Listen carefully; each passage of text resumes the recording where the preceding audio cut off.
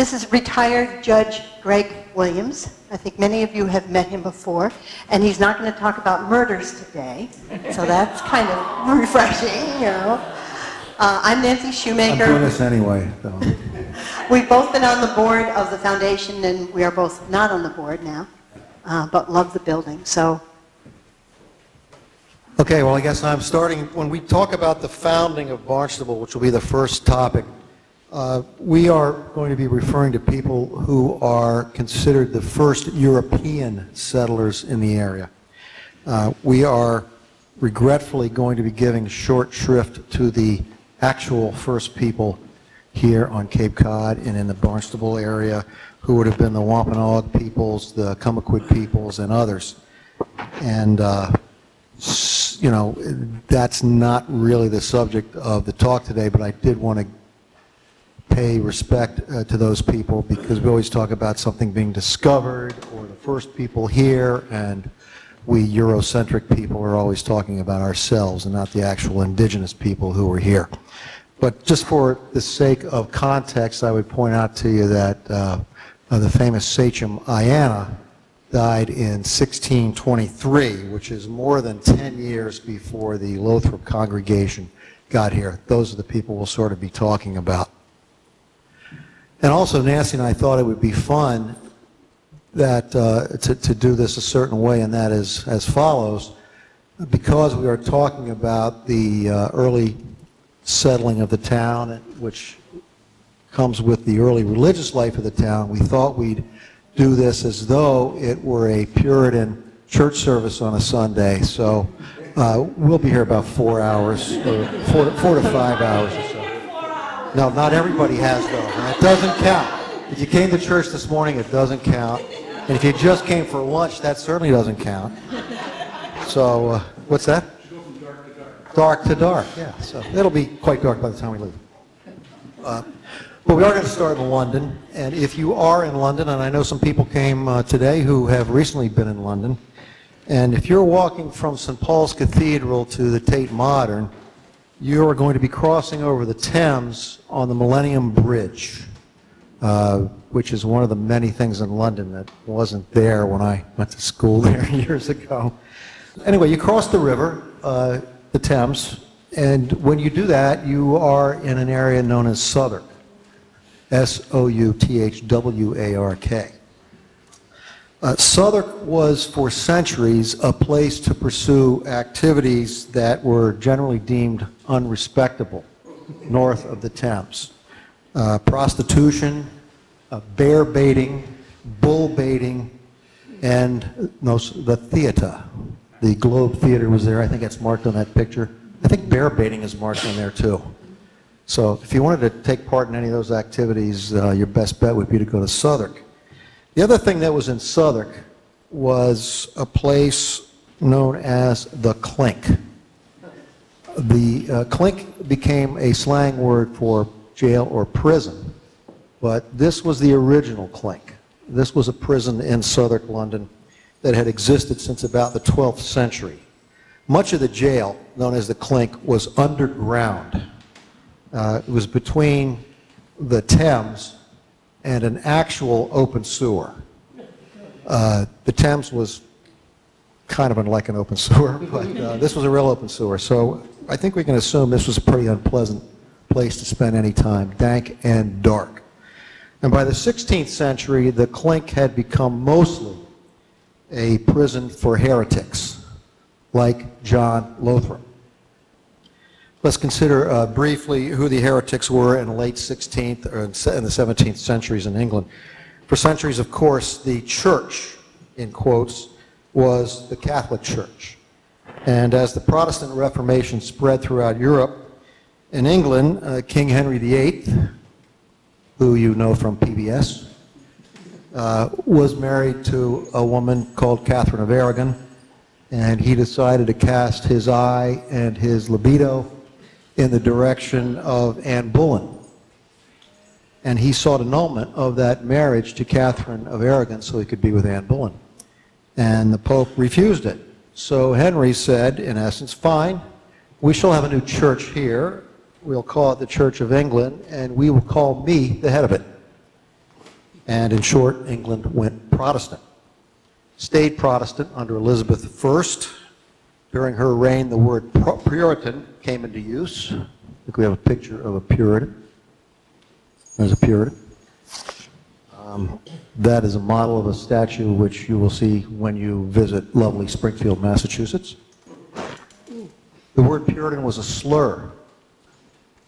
Puritans, though, were people for whom Protestantism was not enough. They wanted to purify the Church of England by removing all trace of Catholic or Catholic-like rituals. Starting in London about 1560 or so, some Protestants went beyond Puritanism to become separatists.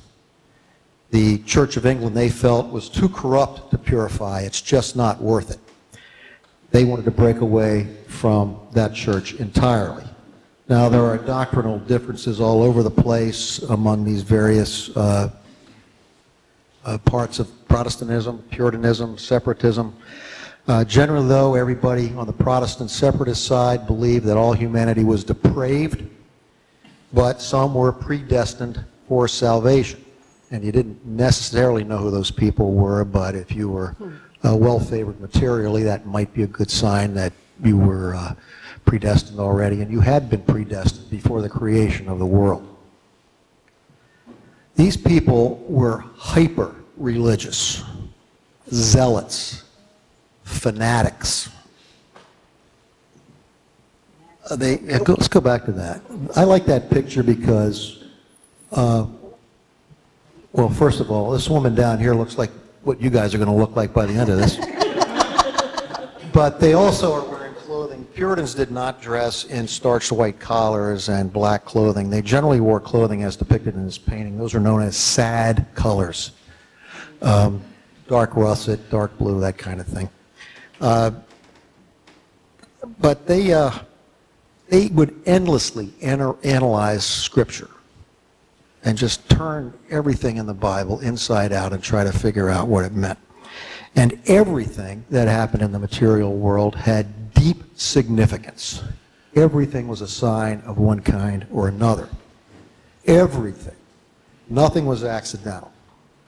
Must have been exhausting.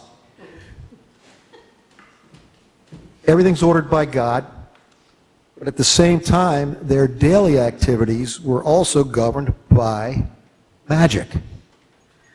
And sometimes those beliefs meshed well with their Christian beliefs, and sometimes they didn't. Oh, that's a punchline. Don't push that one up there. Okay, let's get right to it.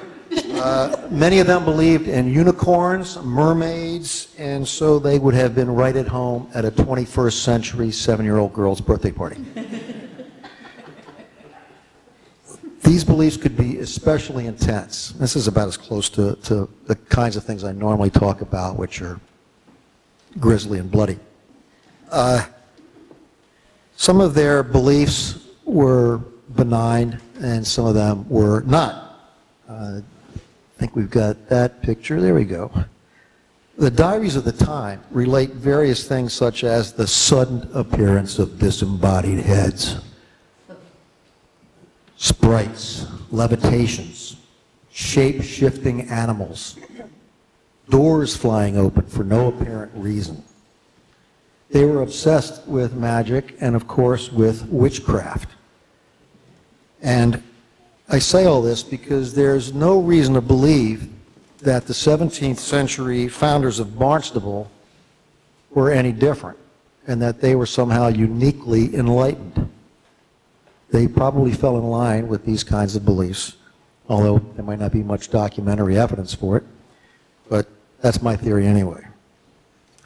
Because you have to consider when John Lothrop, who we'll get to in a moment, arrived here in Barnstable, the Salem witch trials were still more than 50 years away, 50 years into the future. So probably not a lot of enlightenment going around here at that time. Let's zero in on the separatists. This is a line of belief that leads from late 16th century to this building. We will start with the most persuasive proponent of separatism, a gentleman named Robert Brown. This guy was so influential that for quite a while, all separatists were called Brownists. And there's even a reference to it in a Shakespearean play where he talks about somebody being a Brownist. But then there came a day when Robert Brown decided he himself was not a Brownist anymore. So his mantle was taken up by Henry Jacob. Jacob was one of the many people who sought a more free atmosphere by going to the Netherlands, which he did, and then he returned to England, to London, in 1616, where he founded a small separatist congregation in Southwark. The significance of the year 1616 would be what? Anybody know? April 23rd, 1616, the death of William Shakespeare. So those are the kinds of times we're talking about. The church, the small church that Henry Jacob founded, endured and has been deemed the first congregational church in England. Jacob led it about 6 years, and then in about 1622, when he was 60 years old, he took his family to Virginia, where they founded a community called Jacobopolis. Just by coincidence, happened to be his name. And I don't know where this was supposed to have been. I don't think anybody has figured out exactly where it was supposed to have been, but it didn't really work out. But while he was over there, and before he returned to England to spend his final short period of life, his successor, leader of the Congregationalists, was 38-year-old John Lothrop, or Lathrop. When you talk to people who are in the Lothrop/Lathrop foundation, I guess they call it, I think. The Yeah. president of the foundation is in this room. Where is she? Deborah, can you stand up? Is Deborah here? Oh, Deb You Baker, there? I didn't know you were here. Hi. I haven't seen you in a while. The next point I was going to make is, she spells her name Baker, right? It's B-A-K-E-R, pronounced Lothrop, right? It's really strange. But it does illustrate the point that you can spell that name about, what, 50 different ways? I mean, you can throw W's in there, you can throw double P's in there, double T's. It's a name that can be spelled a million different ways. When I was a kid growing up in Washington, there was a big store, what do you call it? Department store called Woodward and Lothrop. Probably a direct descendant of John Lothrop, which did not occur to me when I was 9 years old. But in any event, you've got Lothrop, and if Jacobs is the hero of this story in terms of the birth of the Congregational Church that has now lasted a little bit more than 400 years, Lothrop is the hero of both bringing that church here to the New World and helping to transform a literal handful of rude houses into what became the town of Barnstable. Lothrop was born in a small village in the East Riding of Yorkshire called Eton. And maybe when you came in you saw this picture, but when you go out you can see this picture. There is a picture of the church in Eton on the wall there in the, what was that thing, the narthex, I guess. Anyway, there's a picture of it there. That is the sister church to this congregation. He was born there in 1584. That church is called St. Mary's. Again, it's the sister church to this one. Lothrop was Queen's College, Cambridge, class of 05. That would be 1605. 2 years after Elizabeth I had died. She, as I said, I think I said before, she was a Protestant. She was succeeded by another Protestant, James, usually called James I. That's when he became King of England and Ireland. Before that, he was King James IV of Scotland. So sometimes he is described as King James the Fourth and First. But in any event, James. Lothrop was ordained after having graduated from Cambridge, and he secured a nice curacy in the parish of Edgerton, Kent in 1611. That's the church. Now, what's notable about 1611? King James Bible. And what's notable about Edgerton? Well, what's notable about that particular parish is it's about 16 and a half miles away from Canterbury. Canterbury is, you probably know, the mother church, the governing authority of the Church of England. And everybody knows Canterbury from Chaucer's Canterbury Tales, stories about pilgrims to Canterbury, and I think I can say, without fear of contradiction, that Chaucer's pilgrims were a hell of a lot more fun than the pilgrims who came here. Remember when you read Canterbury Tales in high school or college and everybody blushed and all these, never mind. Anyway, but the other real significance about Canterbury is that, again, it's the seat of the mother church, the Church of England, and then a very short distance away, you've got Lothrop in Edgerton. He's right there in the shadow. And what does he do? But he renounces his orders in the Church of England, and he joins the Congregationalists. And by 1624, he is leading them. But the following year, 1625, James is succeeded by Charles I. So you had a couple of reigns of monarchs who were fairly sympathetic, if not deeply sympathetic, to such things as the separatists. Now you don't. You've got Charles I, very, very Church of England, marries a Catholic, so he's leaning that way. And things start to heat up a little bit for people who are trying to practice their religion, such as John Lothrop and his followers. And they start meeting in people's houses, and it's all very secretive. They're avoiding efforts of the Crown agents to find them. And that worked for a little while, but then their fortune gave out on April 29th, 1632. They were worshiping in the house of a gentleman named Humphrey Barnett when they were surrounded by Crown agents. There were 42 people there. All of them were arrested, including Lothrop. And this is my favorite part of the whole thing. With them, that is with John Lothrop, was a man named, praise God, Barebone. Now, why somebody has not marketed a congregational action figure named Praise God Barebone eludes me, frankly. Right, Christy? Unless you have one. You probably have one. But. Yeah, Praise God Barebone. Anyway, but this was no joke. All of these people got arrested. The real prosecuting agent at the time was a guy named Bishop Laud. He's the bishop of the Church of, the Archbishop really of the Church of England, and he's also the Bishop of London.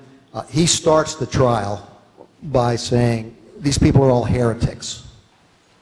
So he opened with that, and then it went downhill, and then it went underground, because now they're in the clink. Some of the congregants died in the clink. Others were released over time, and John Lothrop, who was in the clink at least some good 2 years, is finally freed, apparently on his promise to leave England and not return. And that, in any event, is what he did. So with most of his congregation, probably 30 or so people, he left England on or about August 1st, 1634, aboard a 300-ton ship called the Griffin. And Nancy and I, mostly Nancy, try to find a better, clearer picture of the Griffin than this, but for all the hell I know, it's not even the Griffin. It could be anything. It could be the Santa Maria. I don't know. They all look alike. But it's a ship anyway, and that was the name of the ship that they came over on. Now, one aspect of the voyage that I have not seen emphasized in some of the histories that I've looked at is that among the people on board, 100 people, 150 people, who knows, with the Lothrop bunch, again about 30 people, was a couple who had several children. That woman was Anne Hutchinson, who we all know and revere. She's one of the towering figures of early colonial history. Coincidentally, she's on the Griffin same time as John Lothrop. Now, when people think about the 1620 crossing of the Mayflower, they think about the length of the trip, they think about its alternating, crushing boredom, interspersed with moments of terror, I'm sure, and about its smell. Voyages had not dramatically improved by 1634 aboard the Griffin, I think we can assume. Every day, the crew washed down the decks with beer vinegar, but that's only so effective, as you probably know, against excrement, human and animal. So beer vinegar only goes so far in that regard. So on these voyages, passengers were encouraged, if not ordered, to stay below. So they're down there, jammed in this dark hold of this ship, and of course, every square inch of this ship they're trying to use to store other things, so all the people are down there, screaming kids and everybody. And also jammed down there is the furniture and barrels of wine and water and other supplies. That surely had to remind Lothrop of his time in that dank prison in London. Must have had a flashback or two while he was down there. Plus, you're on a ship, in this case the Griffin, and not only does it have all those qualities that I just suggested, but it's also a ship that is yawing and pitching all the way across the Atlantic Ocean. The 18th century lexicographer and writer Samuel Johnson said, and this is a quote, "Being in a ship is being in a jail with the chance of being drowned." So, very unpleasant. Noise, children, animals, 100 head of cattle on this ship, dozens of pigs, chickens, geese. You know geese, don't crowd them. They're on that ship. The ship did have guns in case of pirates, and that precaution paid off. Privates approached the ship once, probably attracted by its aroma, and they fired a couple of shots at that pirate vessel, and that did the trick. They backed away. The Griffin arrived in Boston on or about September 8, 1634, in the middle of what has been called the Great Migration, which lasted roughly from 1629 to 1640. You'll remember that John Winthrop on the Arbella came over to Boston in 1630, early in this whole process. The Lothrop congregation soon moved on to Scituate, which had been settled only the previous year. It was a tiny settlement of probably about 9 very primitive houses. The way they built houses then was like, picture your stockade fence at home. It's like you have 2 stockade fences. These are the walls I'm talking about. You have 2 stockade fences, and then you just fill in between those with dirt and rocks. Those are your walls. So, not talking about Beacon Street, Boston quite yet. Lothrop and his people stayed in Scituate about 5 pretty unhappy years. Even Lothrop was notoriously agreeable and a nice guy. And even he noted that there were great and general dissensions while they were living there. There was certainly disagreement about doctrinal issues. Baptism was a big thing. When you get baptism, can you baptize babies? They don't know what's going on. Does that count? That kind of thing. They would argue about that for a long time. There were those kinds of arguments, and there were also arguments centered on more worldly issues, such as land distribution and pasturage availability. So there were disagreements and arguments about those kinds of very practical issues as well in Scituate. Finally, Lothrop in 1638 started petitioning the Plymouth governor for land for his own congregation, his people, somewhere other than in Scituate. And fine, that could work. And the first offer that was made to them was a place then called Sippican, which is now Wareham, Rochester, and Marion. And for whatever reason, since they had never been there. Lothrop balked at that. Do you have anything else available? And they said, yeah, we've got a place called Matakese, or Matakese, which is Wampanoag for old fields or planted fields. And somehow the word had reached Scituate that that spot was particularly attractive because of the vast salt marshes. Why is that good? Cattle. It's feed for the cattle. And Lothrop said, that sounds great. We'll give that a try. We'll go over there. And then it came out, well, good, that's good, and you should go there, but there are already some English people there, but I'm sure you'll get along famously. So, good luck to you. The original charter for Matakese had gone in 1637 to a man named Richard Collicutt, who was a surveyor and a land developer. Sometimes he's numbered among Lothrop's followers. It's a little unclear. He apparently never came here. The first English, quote, settler is deemed to be the Reverend Stephen Batchelor, which is spelled B-A-C-H-I-L-E-R. At least on my notes. It's probably got 17 other spellings somewhere else. But he didn't stay there long. And later, some land around here, and I'm thinking more of the north side of Barnstable now, sort of where Barnstable Village is, was granted to Thomas Dimmick and the Reverend Joseph Hull, the aforementioned English people who were already here. Dimmick specifically was authorized by the General Court. When we say General Court, we mean the legislature, to exercise men at arms at Barnstable in March 1639. And it was that occasion that we see the first appearance of the word Barnstable in Plymouth records. It has to do with assembling a well-regulated militia in Barnstable. I'm kidding about the well-regulated part. But anyway, they were a militia, and there they were. The name Barnstable, as you probably know, came from, or comes from, a port town in North Devon, which is in southwestern England, called Barnstable. You see the difference? Ours is Barnstable, and theirs is Barnstable. They originally spelled it with a B. Now they spell it with a P. We haven't gotten there yet, but that's our sister city in England, Barnstable, pronounced Barnstable. 3 months after that first known use of the word Barnstable to describe the area here, in June of 1639, Lothrop accepted the offer of land to come here. So the congregation that summer started the move from Scituate. Some of them drove their cattle about 60 miles overland that summer.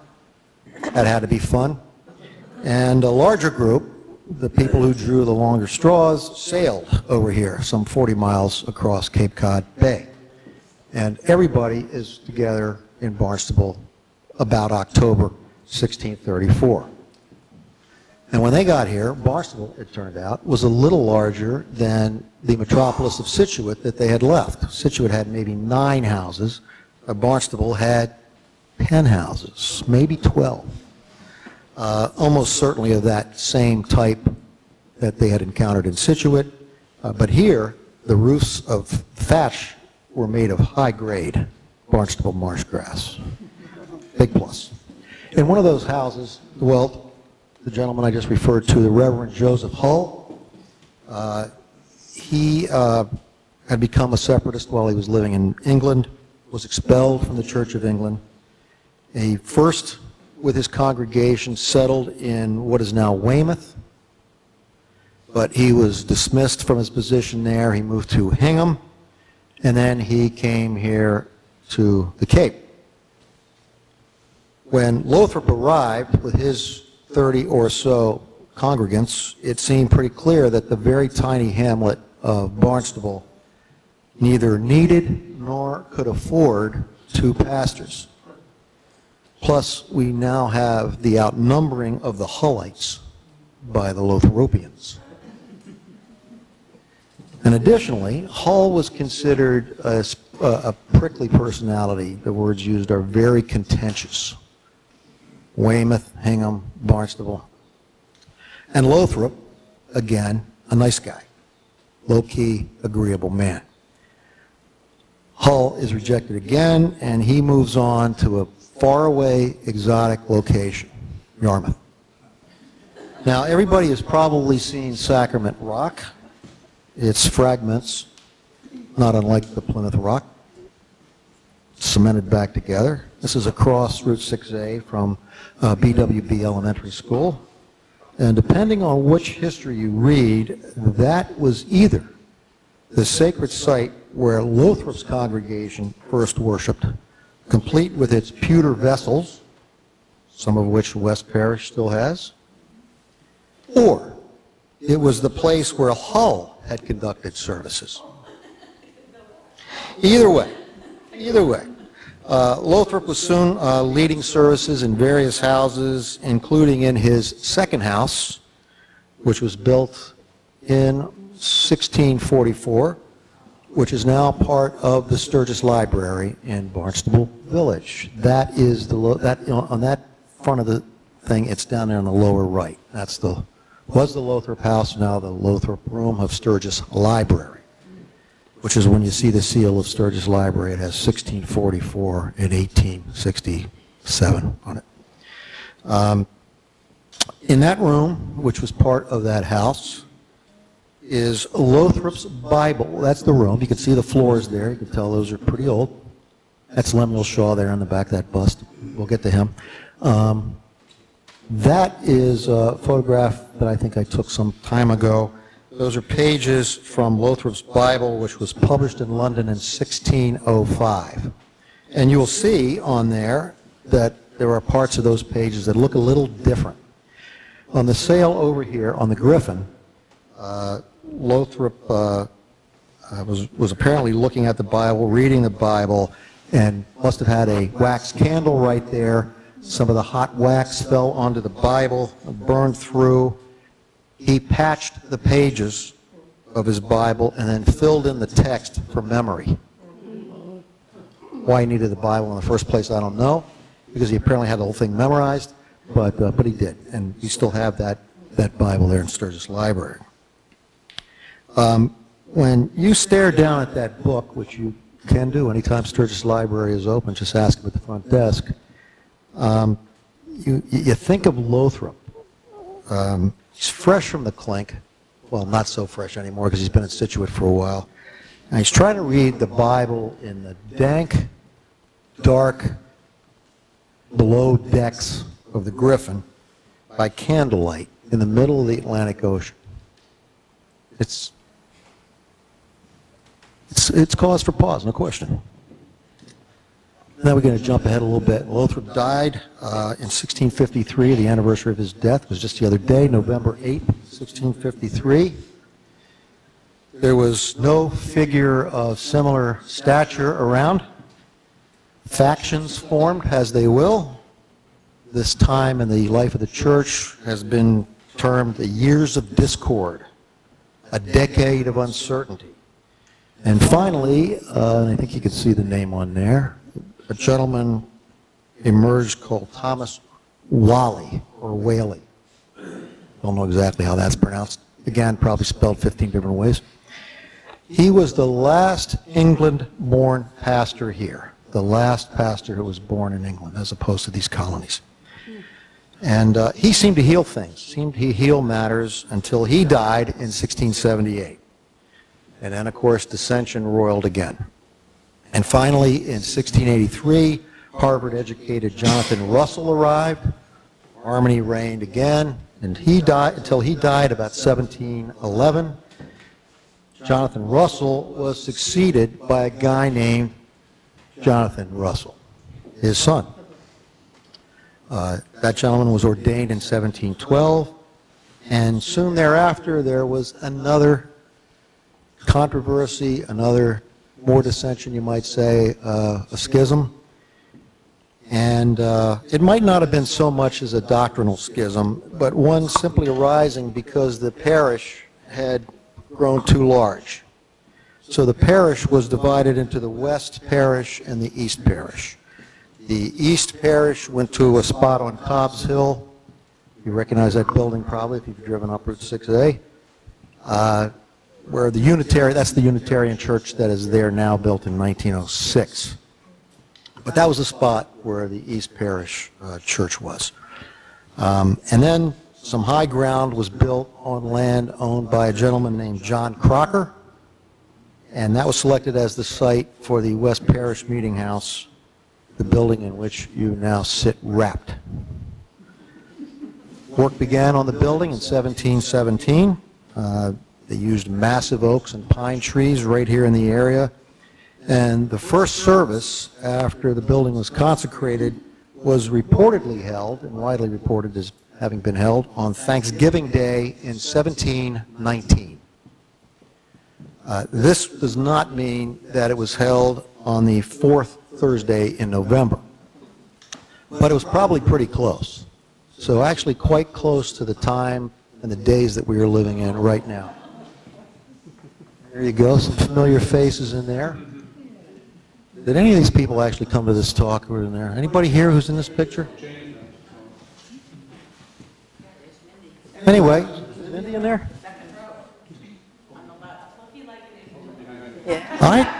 I thought you were supposed to be awake during this, but maybe not. In any event, they called it Thanksgiving Day, 1719, late November, probably. By 1676, Thanksgiving had become an annual event, again, either in November or December. Before then, back during the days of John Lothrop, the church would sort of declare days of Thanksgiving when something good happened. We're going to have a day of Thanksgiving, very much done on an ad hoc basis. And the reverse side of the coin was something called days of humiliation. Days of humiliation, that's when something not so great is coming on. But you could turn a day of humiliation into a day of Thanksgiving. If, for instance, you were having a day of humiliation because there was a widespread, oh, there you are, Mindy, you're awake, good to see you. You could have a day of humiliation because everybody's got to sort of repent because there's no rain, the crops are failing.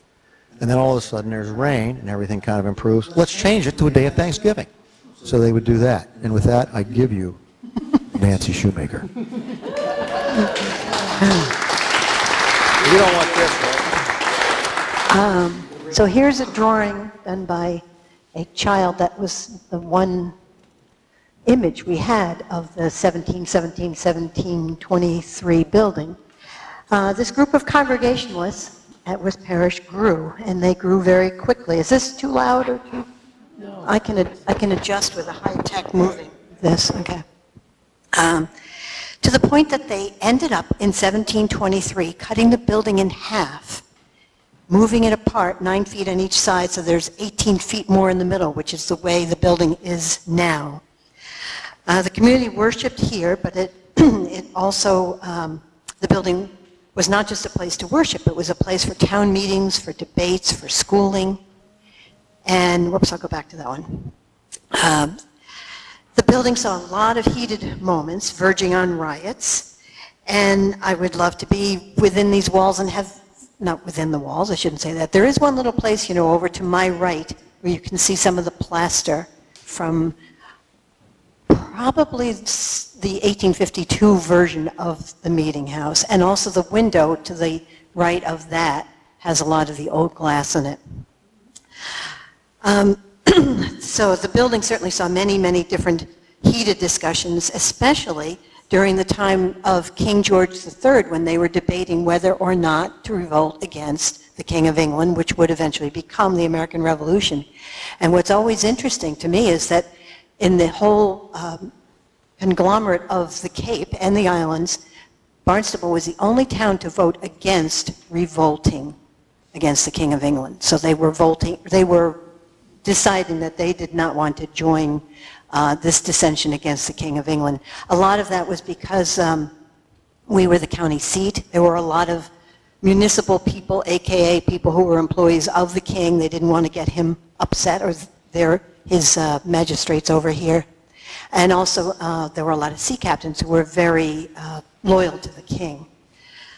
So Reverend Goodhue established the first high school upstairs, and that was much later, 1863, but 1883. But just to tell you what went on in here, and schooling was certainly part of it. There were children would go to school only boys, of course, would go to school with Reverend Russell or whoever was the pastor at the time. I should go on to that one. And one of those very famous children was James Otis Jr. Now, his father was Colonel James Otis, and he was the judge of the Court of Common Pleas. So this would be a court where Greg Ketchen stole my standard poodles. Of course, then I would have probably gone and killed him, but if I didn't, we would go to court and figure out whose poodles they belonged to. And the building that is there now, which is on the corner of Rendezvous Lane across from the Episcopal Church, St. Mary's, is the I think they're saying now 63, Bob Frazee, about 63 structure. And that building was ruled by the King of England, ultimately, top of the court, and Colonel James Otis ruled that particular building. He was therefore very much for leaving things status quo for a while, but his son would very directly affect the course of the American Revolution nationwide. Not that we had a nation yet. Colonel Otis's son, James Jr., was a lawyer. He was a graduate of Harvard University and a brilliant and very passionate man. Passionate to a point sometimes of people wondering if he was quite all there. And I don't mean that to be funny, too. He had some issues. In 1763, John Adams, a future president, witnessed a 4.5-hour speech. So if you think we're taking too long, think of this, of James Otis Jr. At the State House in Boston. And during that speech, John Adams was so impressed with what James Jr. said that he felt that James Jr. started the spark of the American Revolution with that speech in 1763.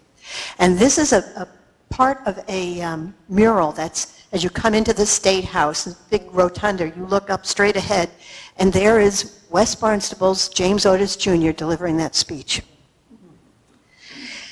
He was educated in this building as well as in his pastor's home. And again, it was not just the tradition, but it was absolutely the only people who were to be educated were boys.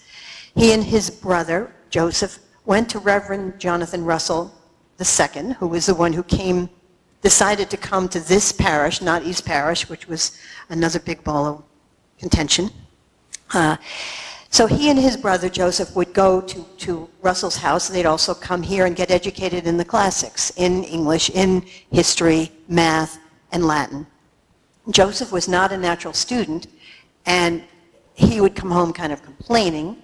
Now, the Otis homestead, by the way, you've probably seen the boulder that's there as you leave West Barnstable's post office, and you're coming out onto 6A, you'll see a boulder and a plaque, and that's where the Otis home was. It was burned down in the early 1800s, and another building was built there, actually a series of them, and the other large building also burned down.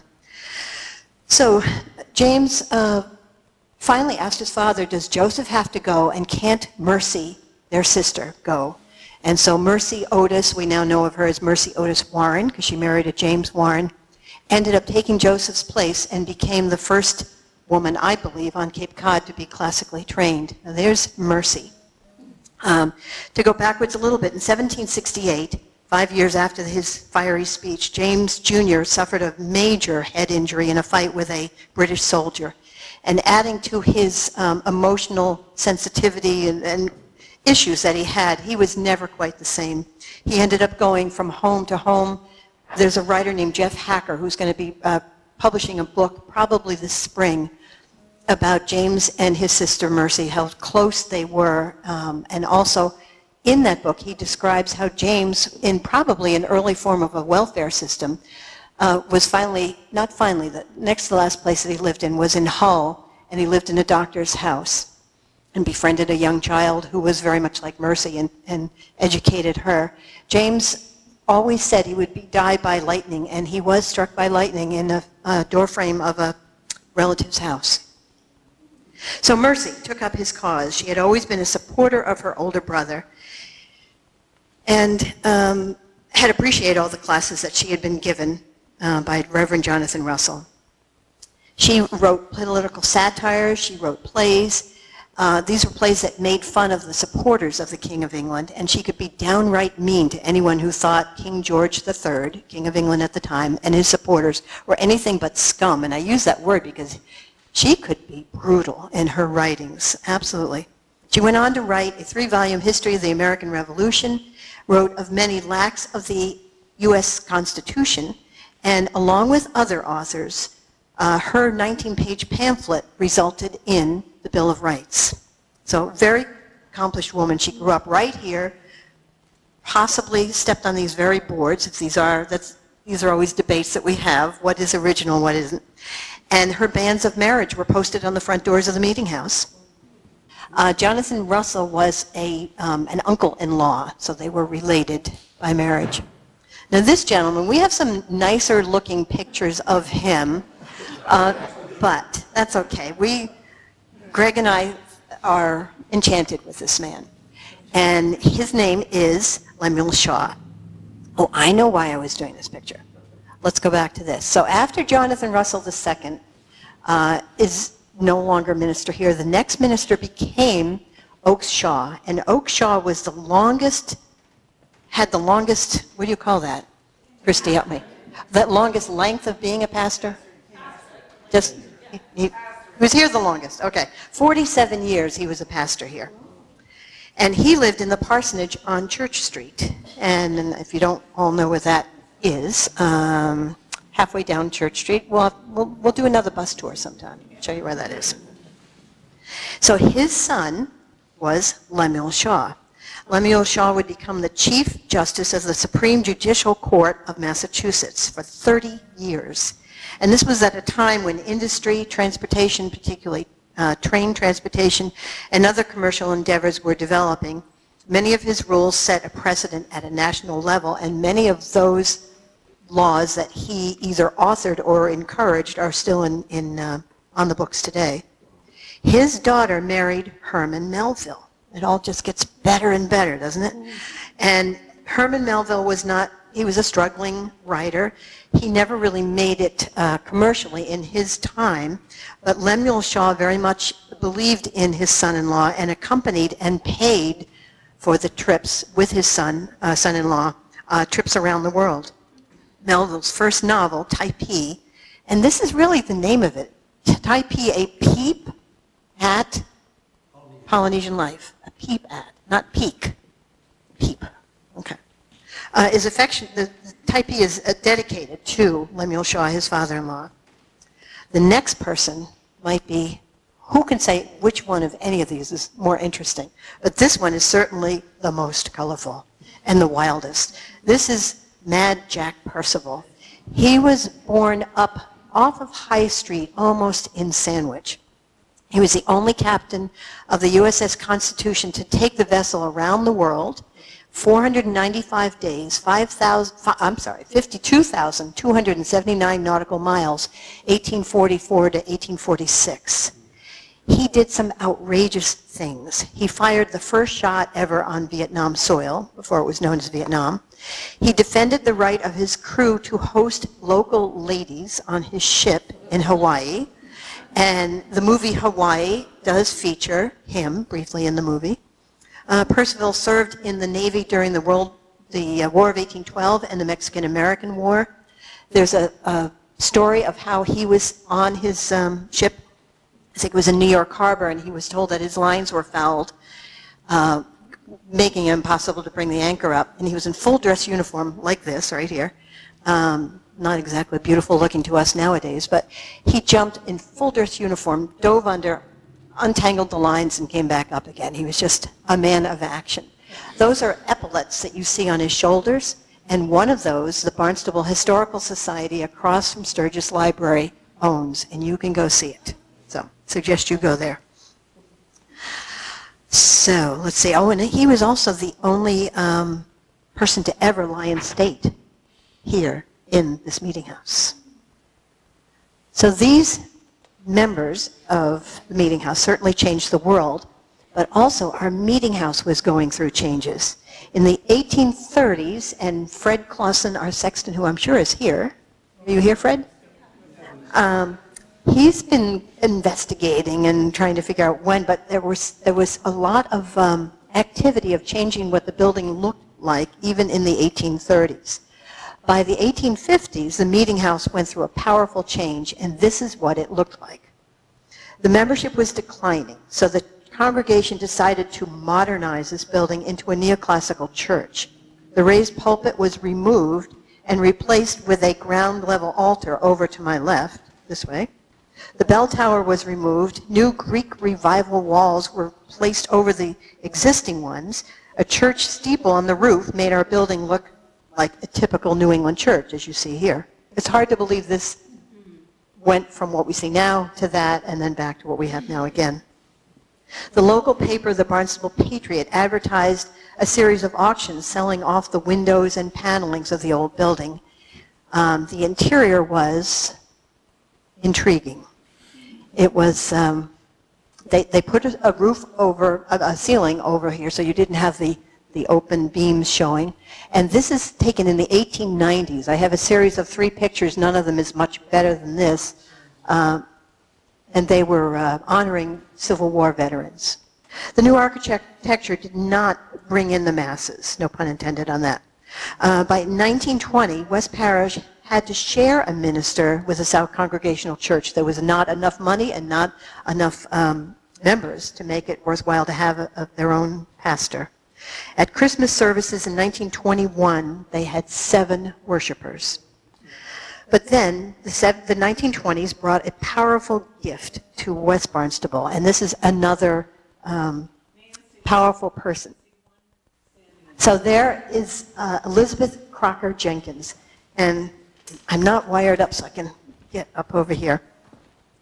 I hadn't read this book in a long time, and I read it in the last few days from cover to cover, and I was so impressed with the writing, with the stories, many stories. Elizabeth Crocker Jenkins was, I mean, we all thought, oh wow, the woman who saved the meeting house, but she did so many things. I'll tell you more about it, but please, if you don't have one of these, buy one.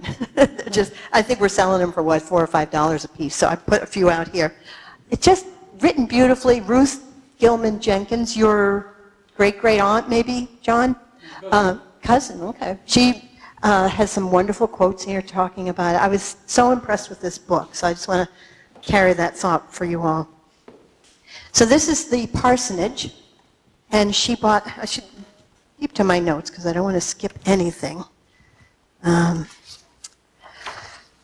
Even before she took on the meeting house, she was quite a lady. She graduated from Radcliffe College and became an English and history teacher.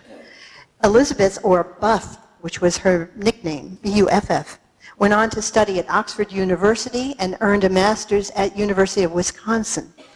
In 1914, she bought the old parsonage on Church Street, which is on the right, and restored it. Moving back to West Barnstable full-time in 1921, she took on the meeting house, along with friends Ruth Gilman, Cora Crocker, and Elizabeth Samuel. The stories of Elizabeth Crocker Jenkins never end. She nursed 4 different members of her family when they had health problems. One was a nephew who felt he could be possibly cured by going to Switzerland, so they went for years, she and the nephew, to Switzerland. She also took care of a cousin of hers who lived in Boston for a year until that cousin died. And when that cousin died, another part of our beautiful West Barnstable Patriot paper, that cousin died in 1948. And listen to these numbers. She left Elizabeth $100,000 in 1948 in cash and $350,000 in assets. This was the fuel she needed. The restoration of the building you are now sitting in began. Of course, the huge project of restoring the meeting house to its original splendor was the work of an entire community, but thank you to Elizabeth Crocker Jenkins and to her cousin, Alice Shattuck. I remember Jim Jenkins telling me that his family gave windows back to the Meetinghouse, and others came forward because, after all, an awful lot of the material was sold off back in the 1850s, 1851, 52. So here we are. This is kind of foretelling of having to take the bell tower off, but they took the church steeple off. So this would be 1952, I believe. And there they're putting the building all back together. Look at the beams, the slightly bowed beams that are still up there today. And there's pictures by Eric Sloan that show when they would, the reason it took 2 years, almost 3 years to build the building, to make those beams shaped like that, they had to put weights on either end of them and hope that the rain and the environment would make them start to sway down. As they did, they had to dig trenches on either side so the weights could go down into the trenches. So it took a long time to build what we have up here now. And there's our beautiful building. Oh, the building was put back to the 1723 state, yes, and size. Yes. So here we sit today, appreciating the building, appreciating the feeling, the flood of emotions and thoughts that this building opens up for us. Thank you, West Barnstable. But I have a little more, a bit of a footnote. And here's our building. Okay, my footnote is there's always interesting developments that happen, and in the last few years we're especially proving that history is always evolving. Here's the Meetinghouse bell. We brought it down from the bell tower in 2004, help me with this, 14 or 15, I believe, for the Verdon Company to restore it. And when it was brought down, Fred and I both thought, Revere, Boston, we thought, we were just questioning some things about it. We had the bell weighed. We'd always been told it was made by Paul Revere and Sons, 1806, and the 922-pound bell. So when it went to Verdon Company, we had them weigh it. It weighed only 603 pounds, and that marking on the bell it absolutely had to have happened between 1828 and 1834, and we're pretty certain with other information that Fred has found, like Enoch Pratt had some information that we found, that the bell was replaced in 1833. Probably the original bell was cracked. So these are interesting thoughts always, and my lesson here is to embrace it, not to feel like, oh, that's terrible. Nothing is terrible about history as we find a little more of the truth, and we probably never get completely to the truth in history because it's complicated. And then the next thing, well, this was another thing. Here's the Mander organ. I was just saying to Don that if I'd been here and the Mander organ had been proposed, I think I might have said, oh, but it's not the era of the building, or, you know, I'm sure there were, I don't even want to know, I'm sure there were people discussing this one way or the other. And yet, look at what this has done. This is a gentleman named Laurent Jocom from Paris, who heard about the Mander organ and contacted us and asked if he could play here, and he had the most incredible organ concert this summer here. And this is what I think is absolutely beautiful. The Pipe Organ Encounter is a group of pipe organ enthusiasts. David Martin is the biggest enthusiast on the Cape, and he's here today. These children are aged, he can correct me, but age 14 to 18, something like that. They go to 5 different places throughout the country for a week camp of learning to play pipe organs. And this location, the Cape, and particularly this building, was chosen, and these are the children who were here this year in July playing the organ. We had an incredible recital for them all. And isn't it really as we all love history, everyone sitting in this building certainly does, we owe it to our young people to get them enthused. If they're not, it's our fault. So I thought that was a beautiful event. The chandelier is from the 1852 to 1952 version of the then neoclassical church. And it ended up being in Trazer Museum, which is now the Coast Guard Heritage Museum. It was given back to Barnstable Historical Society when they moved to the house now that they're in the Finney Jones house. And there it sat, and I hate to even tell you, but it sat in the cellar. I discovered it one day and said, this couldn't be, could it? And sure enough, it was.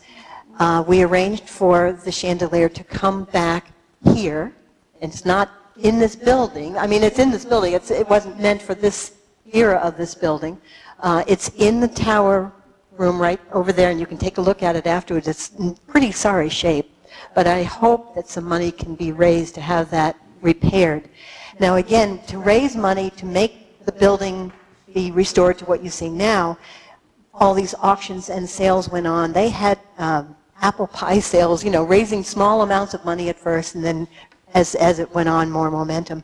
But every one of the globes, they were sandwich glass globes for the chandelier, they were all auctioned off. One of them was given back, and that's now at Barnstable Historical Society. It's part of their collection. And either we can use that maybe as a sample so that we can replace the others, but it's nice to know it's possible, so I'm throwing that out there. The other thing that's wonderful is we have a rich program committee and schedule every year, historic events like that, music events. This is the Meetinghouse Chamber Music Festival of Cape Cod, I believe it's called. They meet here every July. And there's some guy, I don't know who this man is, up in the pulpit, talking away. And this is with Jacqueline Schwab. This is a picture that Greg took. This brings you back to what the building probably looked like in the 1700s. It's just an intimate picture of people walking up and down the steps. Again, a music event. I don't know if I've had any more. And this is a picture taken in the 1800s, late 1800s, from the bell tower. And isn't that interesting? That that's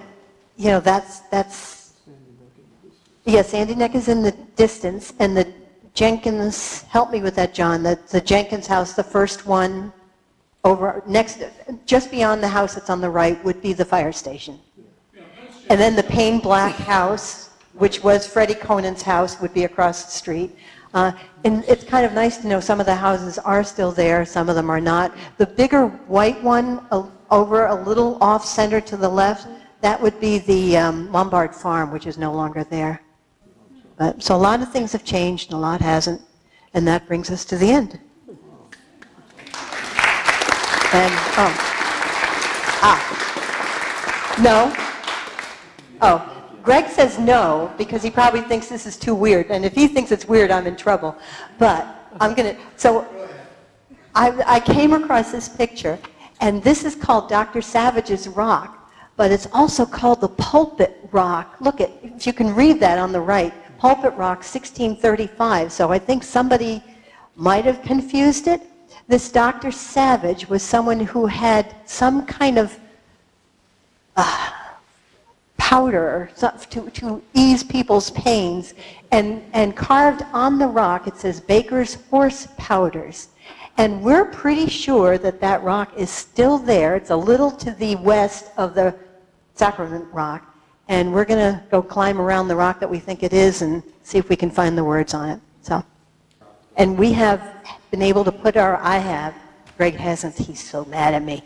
I have held Lemuel Shaw's letters because I've copied down and scanned many of them because there's a relative who still lives in Barnstable Village whose a direct aunt of his, great-great-great aunt, was the sister of Hope Savage. So there's still people around here, like Mr. Jenkins over there, and Deborah Baker of the Lothrops. My goodness. So that's it.